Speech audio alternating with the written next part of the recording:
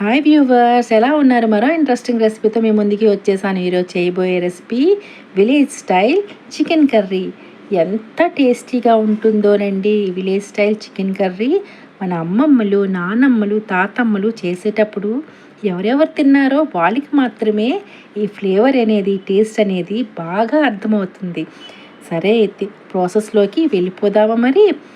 ముందుగుండా చికెన్ని బాగా క్లీన్ చేసుకోవాలి. తర్వాత కారం 1 స్పూన్ వేసుకొని, పసుపు కొద్దిగా టేస్ట్ సరిపోయినంత సాల్ట్ వేసుకోవాలి. తర్వాత ధనియాల పొడి, గరం మసాలా, అల్లం వెల్లుల్లి ముద్ద, పచ్చిమిర్చి ఒక 4-5, కొద్దిగా పెరుగు, కరివేపాకు ఒక రెబ్బ వేసుకుంటే సరిపోతుంది. తర్వాత ఒక 4 లేదా 5 ఉల్లిపాయలు, కొద్దిగా ఆయిల్ వేసుకొని ఈ మిశ్రమం అంతా బాగా మిక్స్ చేయాలి. స్పూన్తో అయితే అస్సలు కుదరదు, చేత్తోనే చేయాల్సింది.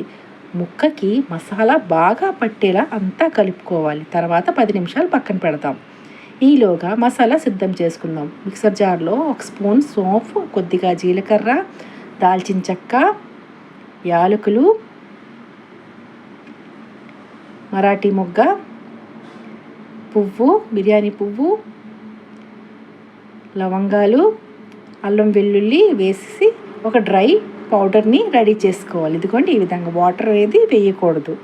ఇలా సిద్ధం చేసుకున్నామా, ఇలా అంతా దగ్గర చేసుకొని పక్కన పెట్టుకుందాం. తర్వాత స్టవ్ మీద ప్యాన్ పెట్టుకొని ఆయిల్ వేసుకొని హీట్ అయ్యాక చికెన్ని రెడీ చేసుకున్నాం కదండి, మ్యారినేట్ చేసుకొని అది వేసుకోవాలి. ఇలా వేసుకుని అంతా బాగా కలుపుకోవాలి. ఇలా అంతా చక్కగా కలిసిపోయేలాగా కలుపుకోవాలి. ఆయిల్ అంతా మిక్స్ అవ్వాలి కదా, మసాలా అంతాను. తర్వాత ఒక 20 నిమిషాలు మూత పెట్టుకోవాలి. మధ్య మధ్యలో తీసి కలుపుతూ ఉండాలి. ఇదిగోండి ఒక 10 నిమిషాల తర్వాత ఇలా ఉంది. తర్వాత అందులో వాటర్ అనేది మనం వెయ్యలేదు, ఆ చికెన్కి వచ్చిన వాటరే అది.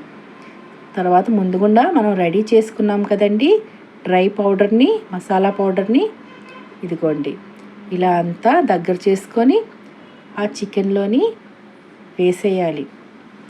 ఇలా అంతా వేసిన తర్వాత కొత్తిమీర వేసేసి మూత పెట్టుకోవాలి. అంతేనండి, 20 నిమిషాల్లోనే village style chicken curry ready అయిపోయింది. ఎంత గుమగుమలాడుతుందో.